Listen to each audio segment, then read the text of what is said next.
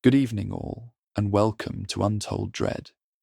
Tonight, we're venturing onto America's most haunted hiking trail, with 5 true Appalachian Trail horror stories that will make you question every peaceful mountain hike. These chilling accounts come from hikers and trail maintainers who discovered that some things lurk in the ancient mountains that should never be disturbed. Each story is a testimony of terror pulled from the wilderness where cell towers can't reach and help is days away. These aren't trail legends. They're real experiences from people who thought they were conquering America's most famous trail, only to find themselves hunted by something far older than human footpaths. If you're new here, make sure to subscribe to Untold Dread for daily true horror content that will leave you checking your locks twice. Hit that notification bell so you never miss when the darkness surfaces. Now, let's walk into the haunted spine of the Appalachian Mountains, where every tree might lead you deeper into nightmare territory. Story 1. This took place 2 years ago when I was 29, and I still can't see a white trail blaze without my heart racing. My name is Michael, and what happened during my attempted through hike of the Appalachian Trail in the remote mountains of Virginia taught me that some sections of the trail exist in places where the normal rules don't apply. I'd been planning my through hike for over 2 years, studying maps, testing gear, and training on local trails around my home in Ohio. The Appalachian Trail had always been my dream, 2,190 miles from Georgia to Maine, the ultimate test of endurance and self-reliance. I started my hike at Springer Mountain in Georgia in early March, joining the annual migration of hopeful through hikers heading north. The first few weeks were everything I'd expected, challenging but rewarding, with a growing community of fellow hikers who shared the trail experience. By the time I reached Virginia, I was in the best shape of my life and feeling confident about completing the entire trail.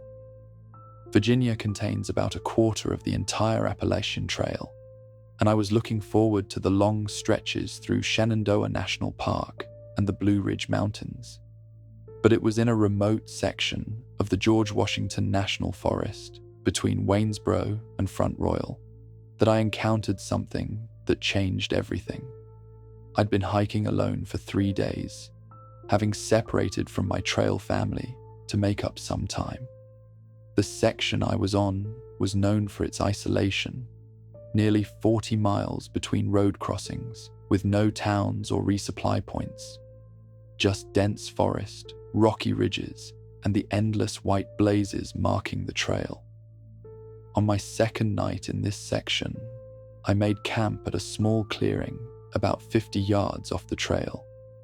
It wasn't an official campsite, but it was flat, had access to water, and seemed like a good place to spend the night. As I set up my tent, I noticed something odd about the white blazes on the trees around the clearing. They were there, marking the trail as they should be, but they seemed wrong somehow.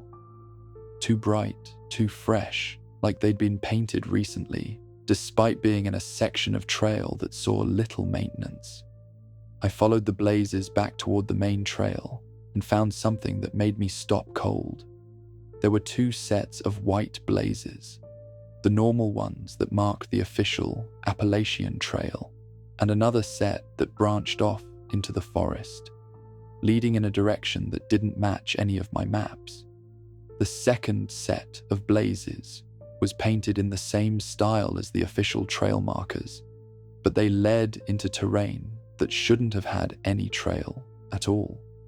According to my topographic maps, that direction led into a roadless wilderness area with no established paths. I decided to follow the mysterious blazes for a short distance just to see where they led. The path they marked was clear and well maintained, winding through old-growth forest that felt ancient and undisturbed. After about a mile, I reached another clearing, but this one was different from any backcountry campsite I'd ever seen. It was perfectly circular, about 50 feet across, with no undergrowth or fallen logs, just bare earth covered with a thin layer of old leaves. And around the perimeter of the clearing were more white blazes. Not just a few, but dozens of them, painted on every tree that bordered the space. They formed a complete circle, like they were marking some kind of boundary. In the center of the clearing was a fire ring, but not the kind you'd expect to find at a backcountry campsite. This one was made of stones that looked like they'd been carefully selected and arranged, forming a perfect circle with symbols carved into several of the rocks. I should have turned around and gone back to the official trail. Every instinct I had was telling me this place was wrong, but I was curious, and after weeks on the trail, I'd grown confident in my ability to handle whatever the wilderness could throw at me. I made camp in the clearing, setting up my tent near the tree line, but inside the circle of white blazes. As darkness fell, I built a small fire in the stone ring, using the existing setup rather than creating a new fire pit. That's when I heard the footsteps. They came from the forest around the clearing, circling the perimeter just beyond the white blazes. Heavy, deliberate steps that sounded human, but moved with a rhythm that was somehow wrong. Too slow, too measured, like whoever was walking was thinking carefully about each step. I called out, thinking it might be another hiker who had also found the mysterious trail.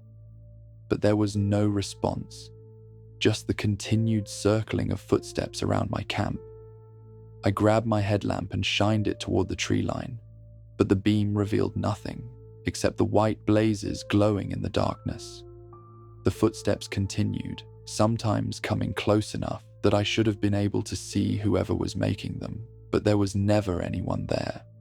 Around midnight, the footsteps stopped. The silence that followed was so complete, it felt oppressive. No insects, no wind, no small animals moving through the underbrush. Just absolute quiet. Then I heard the voice. It came from directly across the clearing, near the tree line where the footsteps had been circling.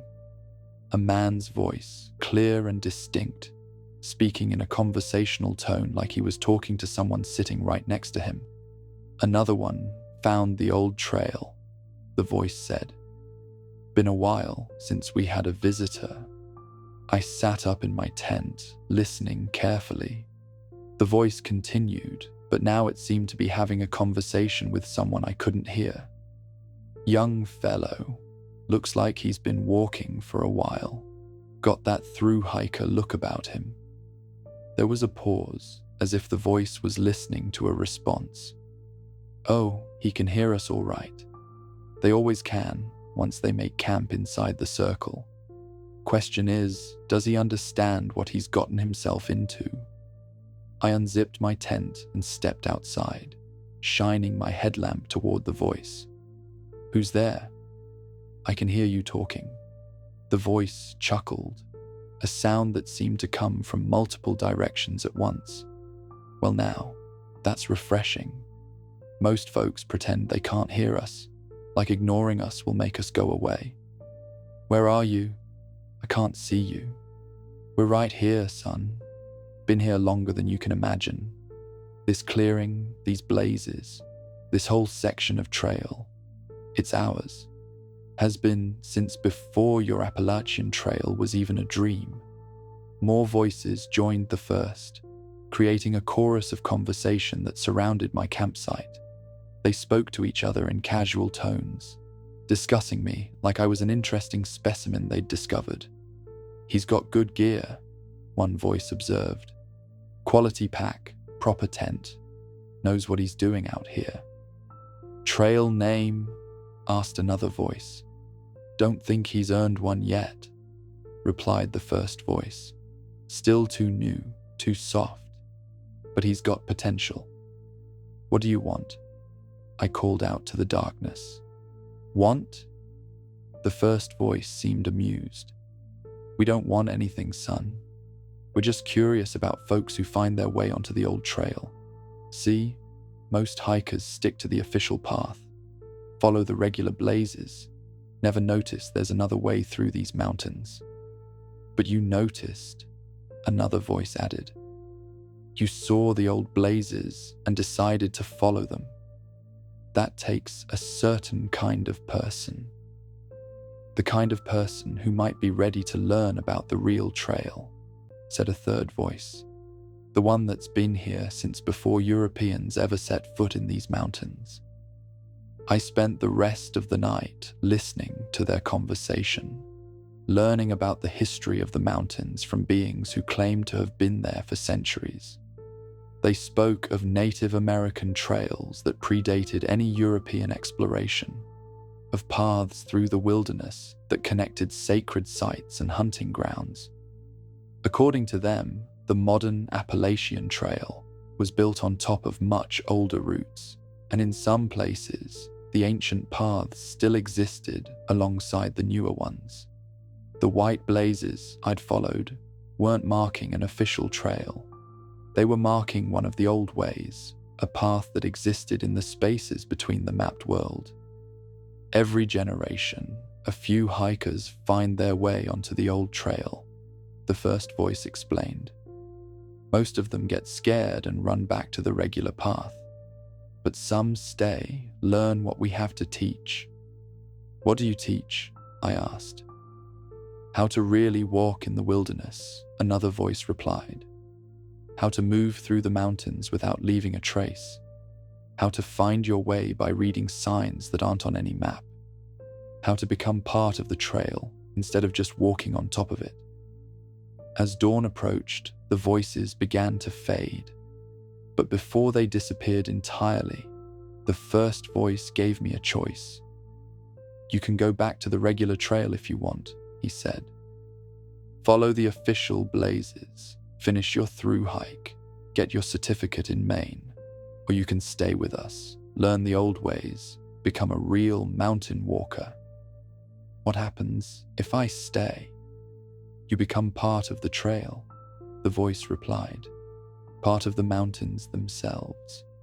You'll never be lost, never be hungry, never be alone. But you'll also never leave. The old trail doesn't let go of those who truly understand it. I thought about it as the sun rose over the clearing. The offer was tempting, to become part of something ancient and eternal, to learn secrets that few humans had ever known. But I also thought about my life back home, my family, my plans for after the trail. When full daylight came, I made my choice. I packed up my gear and followed the white blazes back to the official Appalachian Trail, leaving the mysterious clearing and its invisible inhabitants behind. I completed my through hike 4 months later, reaching Mount Katahdin in Maine and earning my certificate.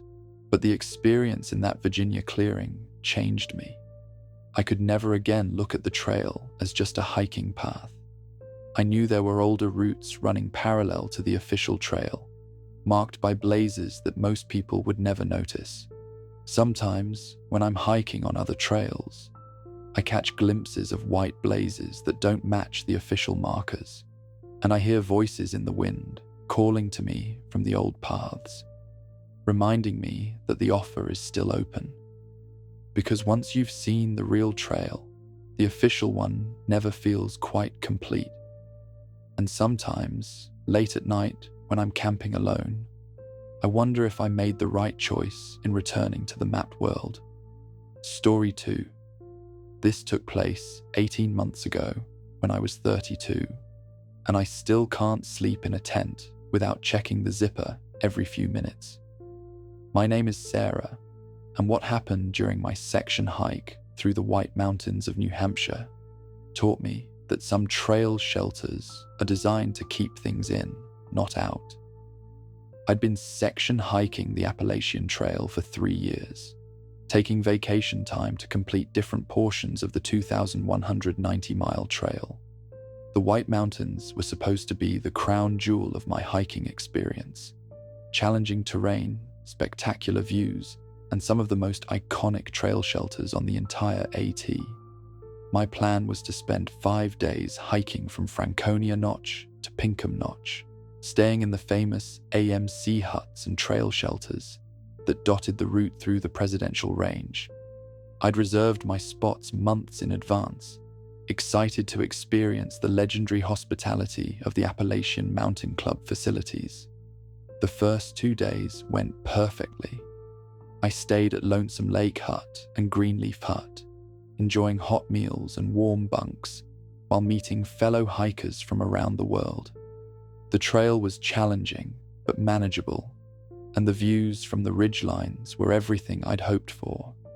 But on my third night, I was scheduled to stay at a shelter that wasn't on any of the official AMC maps. It was called Whisperer Shelter, located about halfway between Greenleaf Hut and Lakes of the Clouds Hut, in a section of trail that most hikers covered in a single day. I'd found the reservation information in an old guidebook from the 1980s, and when I called the AMC to confirm, they seemed confused, but eventually found the listing in their system. The person I spoke with mentioned that Whisperer Shelter was rarely used anymore, but it was still maintained and available for overnight stays. The hike to Whisperer Shelter took me off the Maine Appalachian Trail onto a blue-blazed side trail that wound through dense spruce forest. The path was well maintained but showed little recent use, with no footprints in the muddy sections and spider webs stretched across the trail at head height. After about a mile, I reached a small clearing where the shelter sat in a grove of ancient white pines. It was a traditional 3-sided Adirondack-style shelter, built from logs that looked like they'd been there for decades, but something about the structure felt wrong from the moment I saw it. The shelter was too well maintained for a facility that supposedly saw little use. The roof was in perfect condition. The log walls showed no signs of rot or damage, and the interior was spotlessly clean. It looked like it had been built yesterday, despite the weathered appearance of the logs. More unsettling was the location. The clearing was completely enclosed by dense forest, with no views of the surrounding mountains despite being at a relatively high elevation. It felt isolated in a way that didn't match the open, airy feeling of other White Mountain shelters. I set up my sleeping bag on one of the wooden platforms inside the shelter and prepared dinner on my camp stove. As darkness fell, I noticed that the forest around the shelter was unusually quiet. No wind in the trees, no small animals moving through the underbrush, no nightbirds calling, just absolute silence. Around 10 p.m., I heard the first footsteps. They came from the forest around the clearing, circling the shelter at a distance. Heavy boots on the forest floor, moving with the deliberate pace of someone who knew exactly where they were going. I assumed it was another hiker arriving late, though it seemed odd that someone would be hiking in the dark on such a remote trail. I called out a greeting, but there was no response. The footsteps continued circling, sometimes coming close enough that I should have been able to see whoever was making them, but my headlamp revealed nothing except empty forest. After about an hour, the footsteps stopped. I was beginning to think I'd imagined them when I heard voices. Multiple people talking in low tones just outside the shelter. I couldn't make out the words, but the conversation sounded urgent, almost conspiratorial. It was like listening to people planning something they didn't want overheard. More voices joined the first, creating a chorus of friendly greetings from the darkness around the shelter. Men and women of various ages, all speaking in the casual, welcoming tone that was common among trail hikers. "Come out and meet everyone," one of the male voices said. "We've got a fire going and we're sharing stories about the trail." I was tempted. The voices sounded genuine, and after hours of unsettling silence, the idea of companionship was appealing. But something about the situation felt wrong. Why hadn't I seen any other hikers arrive? Where were their tents or sleeping bags? "I'm comfortable in here," I called back. "Maybe we can talk in the morning." The voices became more insistent, more urgent. They spoke over each other, creating a confusing babble of conversation that made it hard to focus on any individual speaker. "You don't understand," one voice said. "Morning doesn't come to Whisperer Shelter. Not anymore." "We've been waiting here for years," added another. "Waiting for someone to join our group." "The shelter keeps us safe," explained a third voice. "But only if we stay together. Only if we never leave." I realized with growing horror what they were telling me. These weren't living hikers. They were people who had stayed at Whisperer Shelter and never left, trapped somehow in the clearing by forces I didn't understand. "How long have you been here?" I asked. "Time doesn't work the same way here," one of the voices replied. "Some of us arrived last week, some of us decades ago, but we're all still here, still waiting." "Waiting for what?" "For enough people to join us," another voice explained. "The shelter needs a certain number of occupants to maintain itself. We're almost there, but we need just a few more." The voices began to plead with me to come outside, to join their eternal camping trip in the clearing that existed outside normal time. They promised companionship, safety, and freedom from the struggles of the outside world. But I could hear the desperation in their voices, the loneliness of people who had been trapped for far longer than they wanted to admit. Whatever had happened to them, I didn't want to share their fate. I spent the rest of the night huddled in my sleeping bag, listening to the voices trying to convince me to leave the shelter. They used every argument they could think of: promises of friendship, warnings about dangers on the trail ahead, even threats about what would happen if I tried to leave alone. As dawn approached, the voices gradually faded away. When full daylight finally came, I packed my gear as quickly as possible and headed back toward the blue blaze trail that had brought me to the clearing. But when I reached the spot where the trail should have been, there was nothing there. Just dense forest with no sign that a path had ever existed. I was trapped in the clearing, just like the voices had warned. I spent the entire day searching for a way out, following what looked like animal trails and game paths, but they all led back to the shelter. The clearing was like a maze with only one room, and I was stuck in the center. As darkness fell again, the voices returned, but this time they sounded triumphant. "Welcome to Whisperer Shelter," the first voice said. "We knew you'd decide to stay." I realized that I might never leave the clearing, that I might become another voice in the darkness, trying to convince future hikers to join our trapped community. The thought terrified me more than anything I'd ever experienced. But just before midnight, I heard something different. A new voice calling from somewhere beyond the clearing. "Sarah! Sarah! Where are you?" It was a search and rescue team looking for me after I'd failed to check in at Lakes of the Clouds hut. The sound of their voices seemed to break whatever spell held the clearing, and suddenly I could see the blue blaze trail again, leading back toward the Maine Appalachian Trail. I ran toward the voices, crashing through the forest until I reached the rescue team. They found me hypothermic and disoriented, babbling about voices and trapped hikers. The official report blamed my experience on altitude sickness and exposure. But when I tried to lead them back to Whisperer Shelter, we couldn't find it. According to the AMC, no such shelter had ever existed in that section of the White Mountains. The reservation I'd made was in their system, but it was listed as an error, a glitch that had somehow created a booking for a non-existent facility. I never found Whisperer Shelter again, despite multiple attempts to locate it.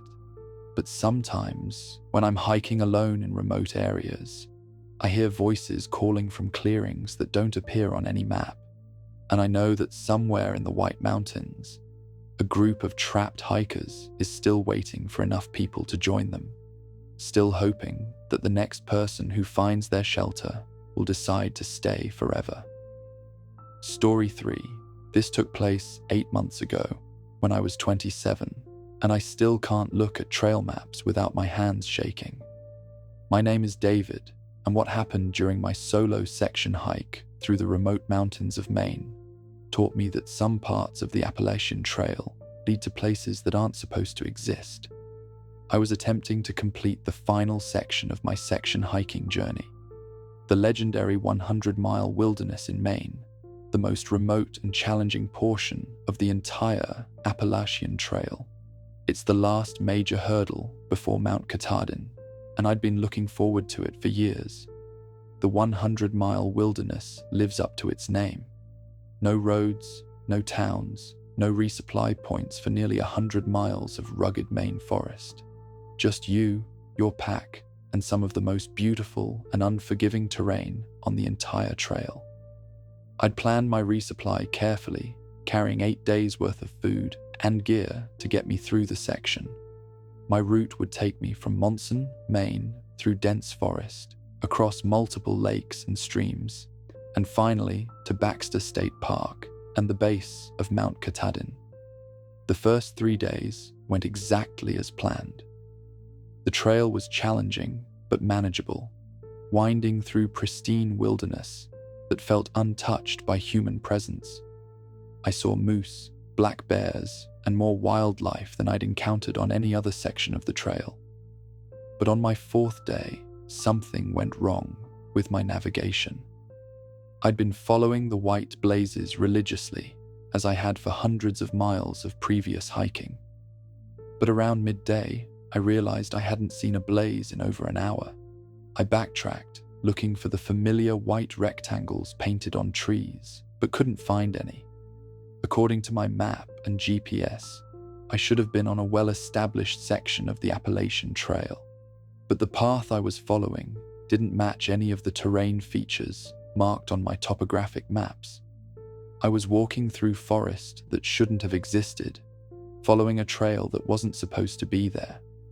I tried to retrace my steps, but the path behind me had changed. What had been a clear trail an hour earlier was now overgrown and barely visible.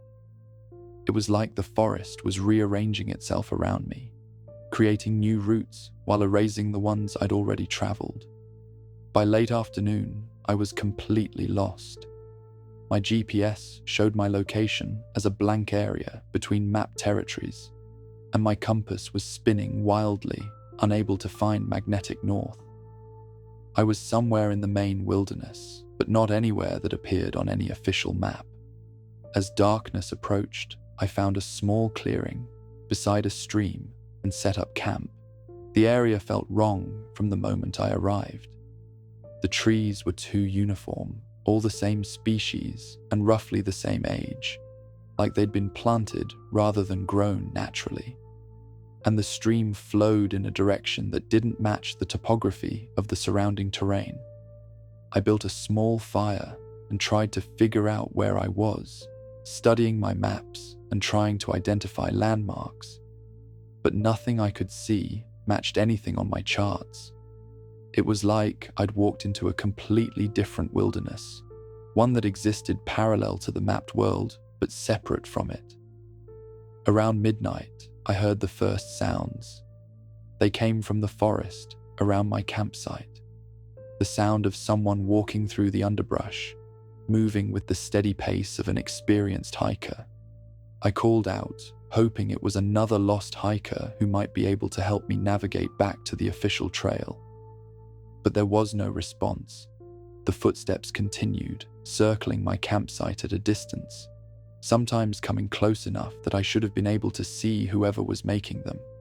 But my flashlight revealed nothing except empty forest. The footsteps were joined by other sounds, the clink of metal gear, the rustle of a pack being adjusted, the soft thud of hiking poles on the forest floor. all the familiar sounds of someone moving through the wilderness with a full backpack. But there was something wrong with the rhythm. The footsteps were too regular, too mechanical, like someone walking in place rather than actually traveling. And the gear sounds repeated in exactly the same pattern, as if they were being played on a loop. I spent the night listening to the phantom hiker circling my camp, never getting closer, never moving away, just maintaining the same distance and the same mechanical rhythm. When dawn broke, the sounds finally stopped, leaving me alone in the strange clearing. I packed up quickly and tried to find my way back to the official trail, but every path I followed led deeper into the unmapped wilderness. The forest seemed to be actively working against me, creating false trails that led nowhere and erasing the routes I'd already explored. By my second day in the lost area, I was beginning to panic. My food supplies were limited, and I had no idea how to get back to civilization. Worse, I was starting to see signs that other people had been lost here before me. I found abandoned campsites scattered throughout the forest, old fire rings, tent platforms, even some gear that had been left behind. But everything was wrong. The campsites were too old, showing signs of use from decades past. But the gear was modern, like it had been abandoned recently. At one campsite, I found a trail journal that had been left behind. The entries were from hikers who had become lost in the same area, describing the same disorientation and navigation problems I was experiencing. But the dates in the journal spanned over 30 years, from the 1990s to just a few months ago. The final entry was from a hiker named Jennifer, dated just 2 weeks before my own arrival. Day 6 in the lost zone, still can't find the AT. The phantom hiker visited again last night. I think he's trying to tell me something, but I can't understand what. Food running low. If anyone finds this journal, don't try to follow the white blazes that aren't on the maps. They don't lead back to the real world. That night, the phantom hiker returned. But this time, instead of just circling my camp, he seemed to be trying to communicate. The footsteps would stop and start in patterns, like he was tapping out a message in some kind of code. I tried to follow the rhythm, and gradually began to understand what he was trying to tell me. The phantom hiker was another lost soul, someone who had become trapped in this unmapped wilderness and was now trying to help other lost hikers find their way out. Through his coded footsteps, he told me about the nature of the lost zone. It was a place that existed between the mapped world and somewhere else entirely, a pocket of wilderness that collected lost hikers and kept them wandering in circles for eternity. The only way out was to stop following trails entirely and navigate by instinct, trusting your inner sense of direction rather than any external landmarks. The phantom hiker had learned this too late to save himself, but he was trying to pass the knowledge on to others. Following his guidance, I abandoned all my maps and navigation tools and simply started walking in the direction that felt right. It was terrifying, going against every hiking safety rule I'd ever learned, but it was my only chance of escape. For 2 days, I walked through trackless forest, following no path except my own intuition. The phantom hiker accompanied me, his footsteps providing encouragement when I doubted my direction and warnings when I started to veer off course. On the 3rd day, I stumbled out of the forest onto a familiar section of the Appalachian Trail, just a few miles from where I'd originally become lost. According to my watch, I'd been missing for 6 days, but according to the trail registers, no one had reported me overdue. I completed my hike to Mount Katahdin and finished my section hiking journey. But the experience in the lost zone changed me forever. I learned that there are places in the wilderness that exist outside our normal understanding of geography, pockets of unmapped territory where the usual rules don't apply. Sometimes, when I'm hiking in remote areas, I still hear the phantom hiker's footsteps. He's still out there, still trying to help lost hikers find their way back to the mapped world. And I know that somewhere in the Maine wilderness, there's a zone of forest that doesn't appear on any chart, where time moves differently and the trails lead to places that shouldn't exist. The 100-mile wilderness is challenging enough when you stay on the official trail. But if you ever find yourself following white blazes that don't match your map, turn back immediately. Because some parts of the Appalachian Trail lead to places where you might wander forever, guided only by the footsteps of those who became lost before you. Story 4. This took place 6 months ago when I was 30, and I still can't hear my own name without feeling a chill run down my spine. My name is Jennifer, and what happened during my through-hike attempt in the remote mountains of Pennsylvania taught me that some things on the Appalachian Trail know more about you than they should. I was about 1,200 miles into my northbound through-hike, having started at Springer Mountain in Georgia back in March. By the time I reached Pennsylvania in late June, I was in the best physical shape of my life and feeling confident about completing the entire 2,190-mile journey to Mount Katahdin. Pennsylvania is known among through-hikers as Rock Sylvania because of the endless rocky terrain that tears up boots and tests your patience. But I was looking forward to the challenge, especially the remote sections through the Michaud State Forest and Pine Grove Furnace State Park. I'd been hiking with a loose group of other through-hikers for most of my journey, but in Pennsylvania, I decided to hike alone for a few days. I wanted some solitude to process the experience and prepare mentally for the remaining 1,000 miles to Maine. The section I chose was a 40-mile stretch through some of the most isolated parts of the Pennsylvania Trail, with only a few road crossings and no towns for resupply. I'd planned my food carefully and was carrying enough supplies for 3 days of solo hiking. The first day went perfectly. The trail was challenging but manageable, winding through dense forest and over rocky ridges that offered occasional glimpses of the surrounding mountains. I saw a few other hikers and enjoyed the solitude after months of constant companionship on the trail. I made camp that evening at a small clearing beside a stream, about 15 miles from the nearest road. It was a beautiful spot, surrounded by old-growth forest that felt ancient and undisturbed. I set up my tent, cooked dinner, and settled in for what I expected to be a peaceful night. But around 10 p.m., I heard someone calling my name. The voice came from the forest around my campsite, clear and distinct. A man's voice, speaking in a friendly tone like he was greeting an old friend. "Jennifer, Jennifer, are you there?" I sat up in my tent, listening carefully. I hadn't seen another hiker all day, and I was camped well off the main trail. There was no way anyone should have known where I was, let alone my name. "Who's there?" I called out. "It's me," the voice replied, as if that should mean something to me. "I've been looking for you." The voice was coming from different directions now, moving around my campsite like whoever was speaking was circling my tent. But I couldn't see anyone with my headlamp, just empty forest and shadows. "I don't know who you are," I said. "Please identify yourself."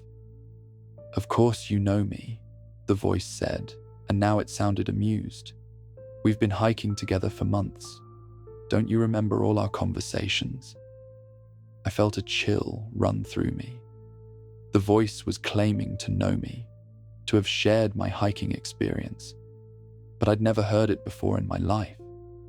And yet, there was something familiar about it that I couldn't place. "Jennifer, come out so we can talk," the voice continued. "I have so much to tell you about the trail ahead." I stayed in my tent, but the voice kept talking throughout the night. It spoke about my hiking experience with an accuracy that was impossible for a stranger to know. It mentioned specific campsites I'd stayed at, conversations I'd had with other hikers, even private thoughts I'd written in my trail journal. Remember that night in Virginia when you couldn't sleep because of the thunderstorm? The voice said. You lay in your tent thinking about whether you had the strength to finish the trail. I was there with you, listening to your doubts. The voice was right. I had experienced exactly that night, those exact thoughts, but I'd been alone in my tent during that storm. No one else could have known what I was thinking. And in North Carolina, when you were so homesick, you almost quit, the voice continued. You sat by that stream and cried for an hour, wondering if the trail was worth all the pain and loneliness. I wanted to comfort you, but you couldn't hear me then. Again, the voice was describing a private moment that no one else had witnessed. I had cried by that stream, had seriously considered quitting the trail, but I'd been completely alone. Who are you? I asked, my voice barely above a whisper. I'm your trail companion, the voice replied. I've been with you since Georgia, walking beside you, sharing your journey. You just couldn't see me until now. The voice explained that it was a spirit of the trail, a presence that attached itself to solo hikers and accompanied them on their journey. It claimed to have been with me for months, experiencing every step of my hike, every emotion, every challenge. I know you better than anyone, the voice said. I felt your pain when your feet were bleeding, your joy when you reached each milestone, your fear when you were hiking alone in the dark. We're connected, Jennifer. We're part of each other now. Throughout the night, the voice shared memories of my hike that only I should have known. It described the exact contents of my pack, the songs I hummed while hiking, the private nicknames I'd given to other hikers. It knew details about my life before the trail, my reasons for attempting the through hike, my hopes and fears for the future.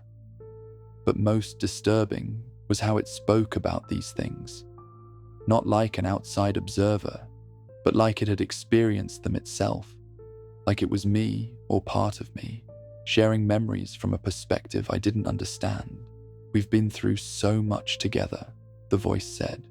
All those miles, all those challenges. Don't you think it's time you acknowledged my presence? As dawn approached, the voice made a request that chilled me to the bone.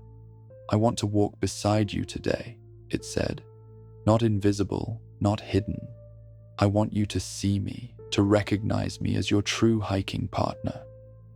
What do you mean? I asked. Look for me on the trail today, the voice replied. I'll be there, walking with you like I always have. But this time, you'll be able to see me. You'll finally understand who I really am. When full daylight came, I packed up quickly and started hiking, hoping to leave whatever had been speaking to me behind. But as I walked, I began to notice something that made my blood run cold. There were 2 sets of footprints on the trail, mine, and another set that matched my stride perfectly, walking right beside me. But I was hiking alone. I stopped and looked around, but saw no one. Yet the second set of footprints continued to appear in the mud and soft earth beside the trail, keeping perfect pace with my own steps. As the day progressed, I began to catch glimpses of movement in my peripheral vision.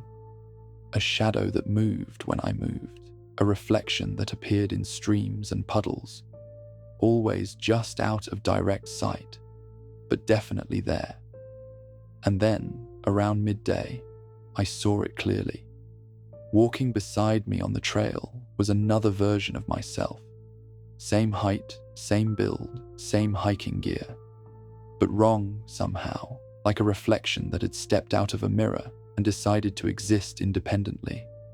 The other Jennifer looked at me and smiled. "Finally," she said in the voice I'd been hearing all night. "Now you can see me." I stopped walking, staring at this impossible duplicate of myself. She stopped too, mirroring my movements perfectly. "What are you?" I asked. "I'm you," she replied. "The part of you that belongs to the trail now. The part that's been shaped by all those miles, all that solitude, all that connection to the wilderness." She explained that long-distance hiking changes people in ways they don't understand. The trail strips away the layers of civilization and reveals something more primitive underneath. For some hikers, that primitive self becomes strong enough to exist independently. "I'm who you're becoming," she said. "Who you'll be when you finish the trail. The question is, are you ready to accept that transformation?" We walked together for the rest of the day, this other version of myself and me. She knew everything I knew, felt everything I felt, but she was also something else entirely. Something that belonged more to the wilderness than to the civilized world. As evening approached, she made me an offer. "You can let me take over," she said. "Let me finish the trail for you. I'm stronger, more adapted to this life.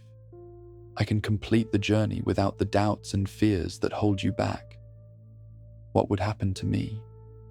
"You'd become what I am now," she replied.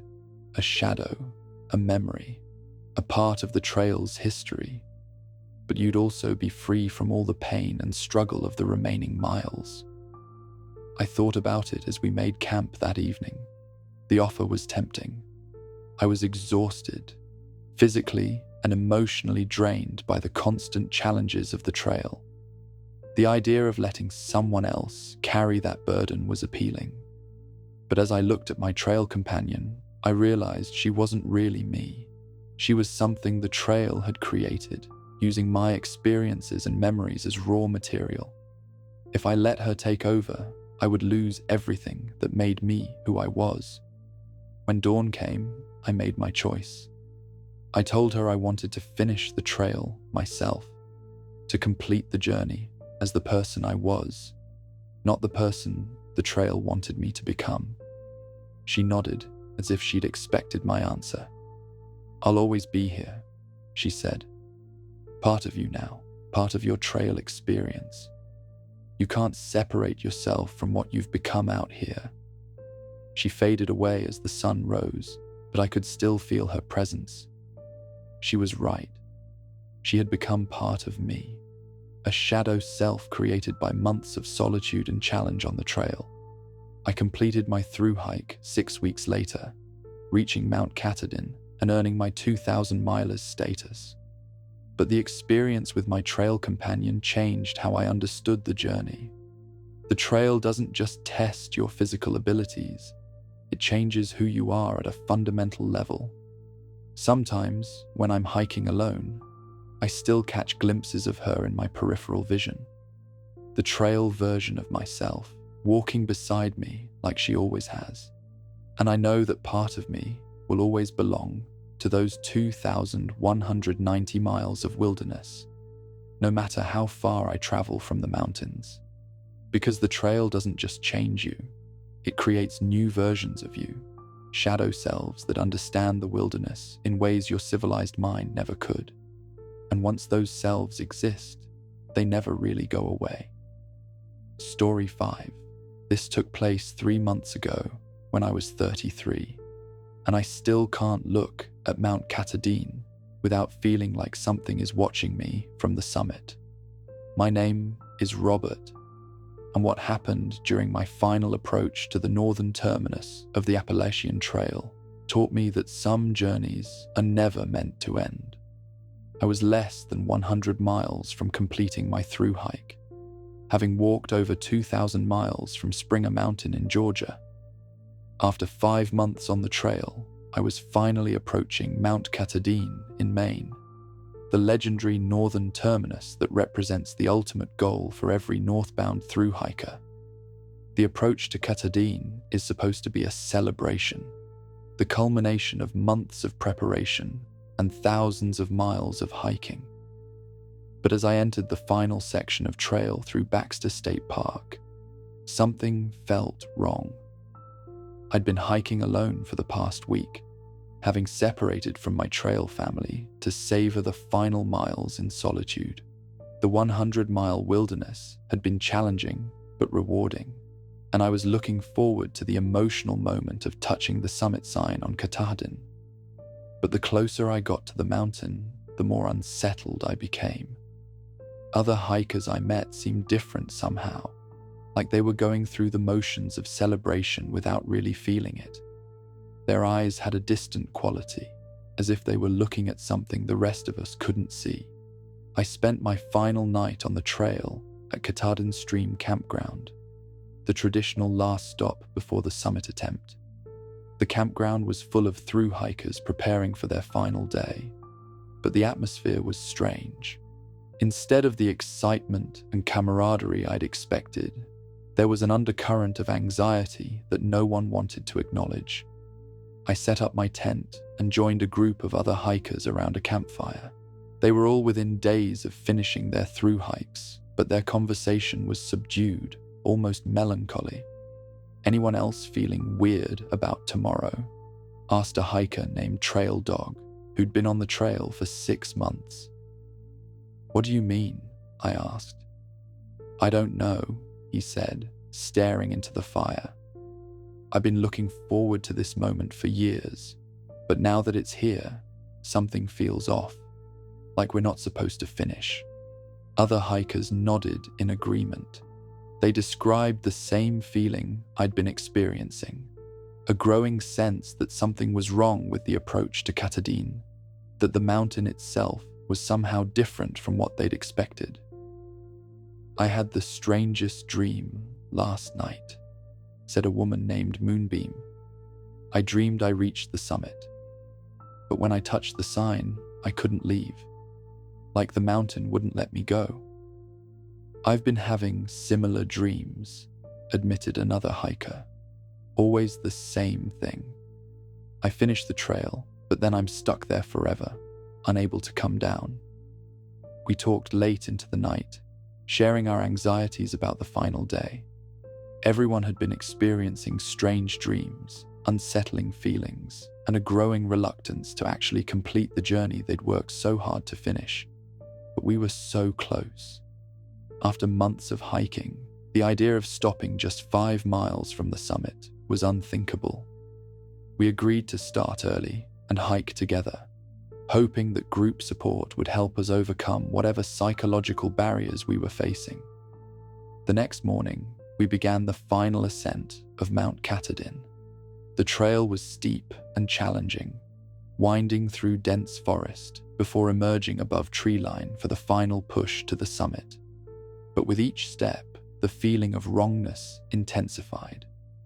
The mountain felt different from any other peak I'd climbed during my through hike. There was an oppressive quality to the air, a sense of being watched by something vast and ancient. And the closer we got to the summit, the more reluctant I became to continue. About halfway up, Trail Dog stopped walking. "I can't do it," he said, his voice shaking. "Something's wrong up there. I can feel it." He turned around and started hiking back down the mountain, abandoning his through hike just miles from completion.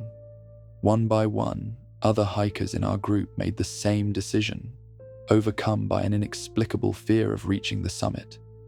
But I kept climbing. After 2,000 plus miles, I wasn't going to quit so close to the end. Whatever was waiting on the summit, I was determined to face it. As I climbed higher, I began to see other hikers on the trail ahead of me, but something was wrong with them. They moved with a mechanical precision, like they were sleepwalking, and they were all heading up the mountain, never coming down. I called out to them, but they didn't respond. They just kept climbing with that same robotic gait, their eyes fixed on the summit with an intensity that was deeply unsettling. When I finally reached the summit of Mount Katahdin, I understood why the other hikers had turned back.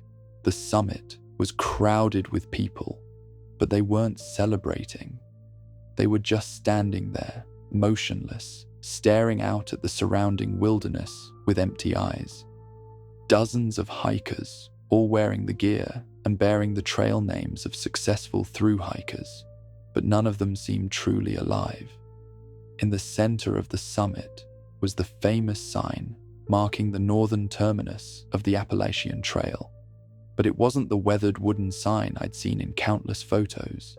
This sign was made of black stone, carved with symbols that hurt to look at directly. And standing beside the sign was a figure I recognized but couldn't quite place.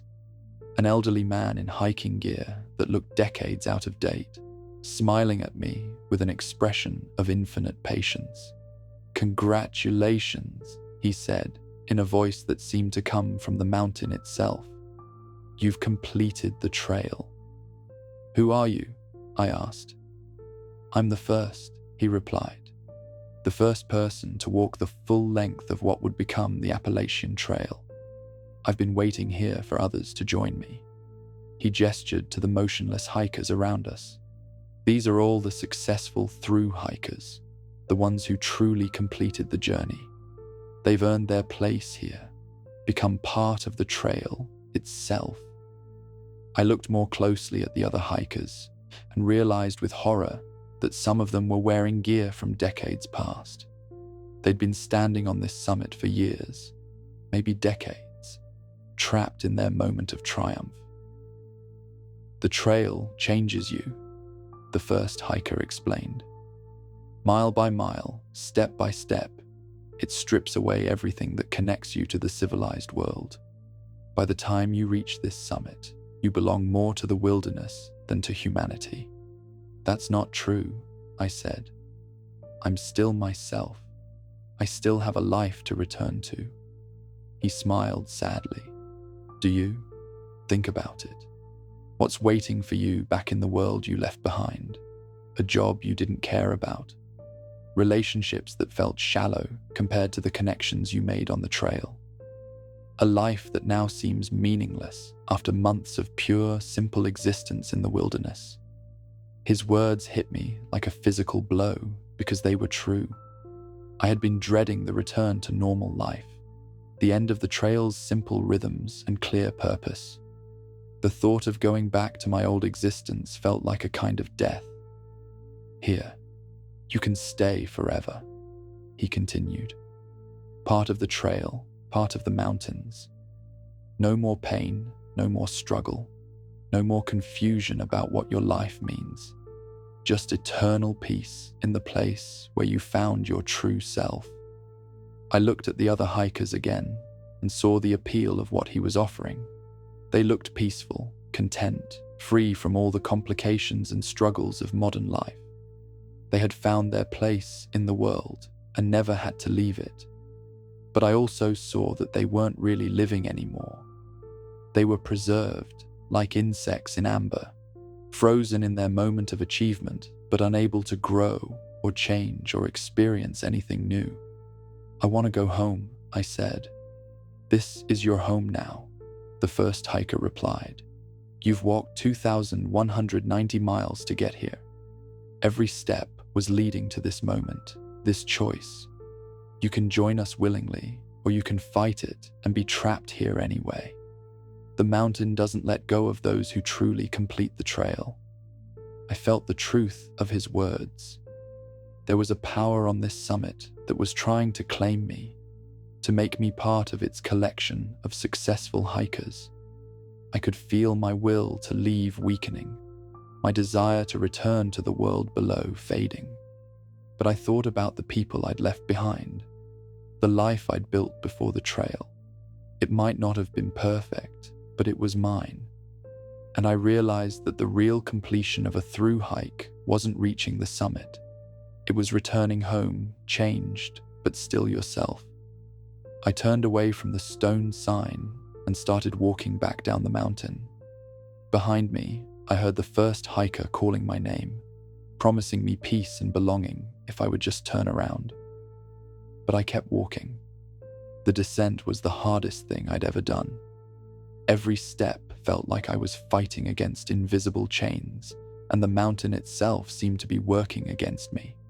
Rocks shifted under my feet, trails disappeared, and the weather turned violent without warning. But I made it down. I reached the base of Mount Katahdin and immediately left Baxter State Park, driving away as fast as I could. I never officially completed my through hike, never touched the summit sign, or earned my 2,000-miler status. But I kept my freedom. I returned to my life, changed by the trail, but still myself. I got a new job, rebuilt relationships, and found ways to incorporate what I'd learned on the trail into my everyday existence. Sometimes I wonder about the hikers I left on that summit.